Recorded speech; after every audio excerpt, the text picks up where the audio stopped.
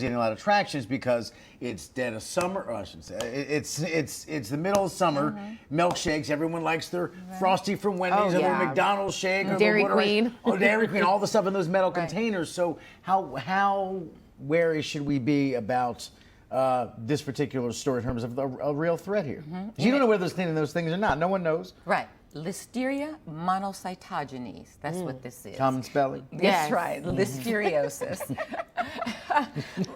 One of the things we know about it is, just as you said, there are about 2,600 cases, 1,600 cases a year. So about 16% of people who actually contract it die. So it's actually quite serious.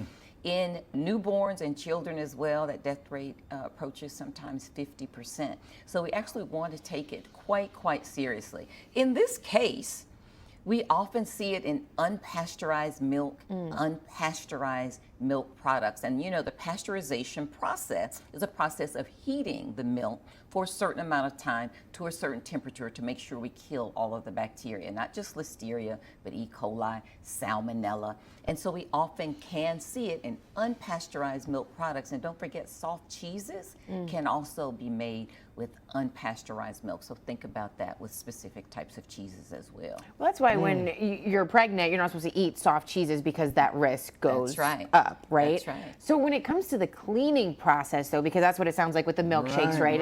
Is the cleaning process. What, I guess, should that look like then? So it should be a sterilization process of their machines, and I don't know what their process has been with their machines, but it's a sterilization process.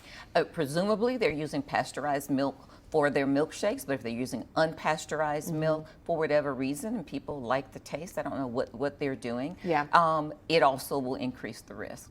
And oftentimes we see it, you know, on vegetables at times, especially if they have been exposed to raw meat or raw meat products, which is really where we see it.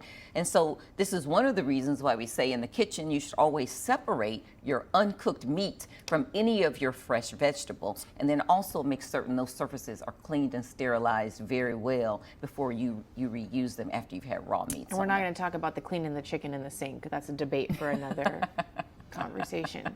Oh, really? You don't?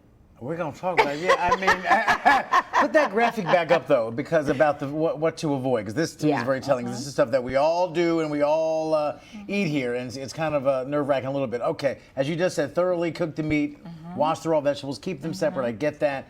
But avoid soft cheeses, lunch meat, the kids' sandwiches, we all, I mean, Subway, wherever This is all things I had to avoid during my pregnancy. So Giving me flashbacks. Pre-prepared foods, also perishable foods is another way to use that terminology, should be consumed quickly. Right. They don't have long storage life, and the longer that they are not eaten, the increase of a risk of developing any of these bacteria. That's a great point, too. Like the rotisserie chicken you pick up at the Whole Foods or the whatever in the little plastic bag. Eat it the same day. Eat it the same day. Eat that the same day. It can be in your refrigerator a day or two. But those are exactly what we mean. These perishable items, you need to handle those with care. A day or two for You that know, rotisserie listen, chicken my in the husband bag? gets so mad at me, but I'm like, if I see it in the fridge for too long, I'm done with it. Like, Ooh, okay. Yeah.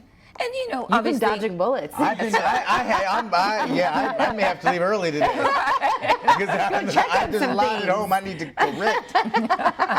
Oh, wow. Okay, and talk about some signs. If you think you may have not follow all those rules, then what should you be on the lookout for? Think about fever, nausea, muscle aches, convulsions, confusion, loss of balance. These are all symptoms that you have a more severe infection. And remember, everybody doesn't require therapy. Treatment is with antibiotics for the more severe infection. IV antibiotics, you do need to seek medical care. However, if you've been exposed and you became a little sick and you recovered, you probably don't need to seek medical care. Good news, you've done well. So there is a percentage of people though who will go on to more severe disease, including pregnant women, who can then impact not only their unborn babies, but it can cause miscarriages, stillbirths, preterm births, older people as well, and of course those who are immunocompromised. And as I said, newborns, if they're impacted, their death rate can be as high as 50%. It makes you want to just live in a bubble. I mean, really. That's it. But I think what got me on that Ooh. screen was that you can see symptoms 2 months after the That's fact. right. So and it's up to that's 70 days. Yeah. So in this particular incident, I understand that they have closed the milkshake machine on August 7th.